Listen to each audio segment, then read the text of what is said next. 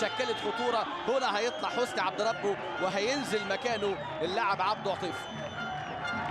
ادي امامنا هنا حسني، هيطلع حسني عبد ربه، يطلع القيصر هو اللي يعني في ادائه قريب من القيصر بيكن باور.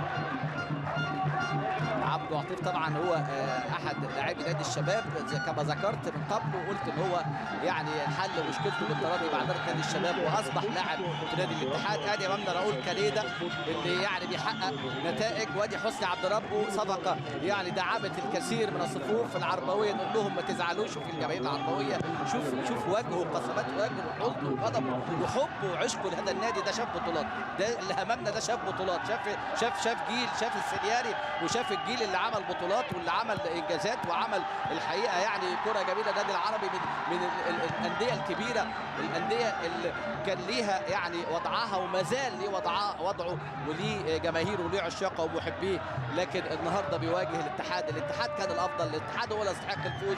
الاتي اللي امامنا هنا اللي بيضع نفسه في مركز سادس لا يستحقه ابدا في الدوري السعودي. وادي امامنا ابراهيم هزازي لمحمد نور، ولكن على طول يطلع احمد شهدان. نايف هزازي، مباراه كبيره قوي الهزازي النهارده الحقيقه، لانه كان الشوط الثاني بحطه هجوميه. هنا بقى تدخل قوي جدا وقاسي جدا، واعتقد هيكون في انذار في هذه الكره بقى لمجدي صديق. انذار، هتشوف حكم اللقاء استدعى مجدي صديق، حكم الكوري هادي جدا في بعض الكرات اللي يعني يبقى فيها انذارات، لكن هو يتعامل نفسيا مع اللاعبين ويطبق روح القانون. شوف الكره دي داخل بقوه جدا مجدي صديق، شوف يعني هي فيها حقيقه تستحق انذار.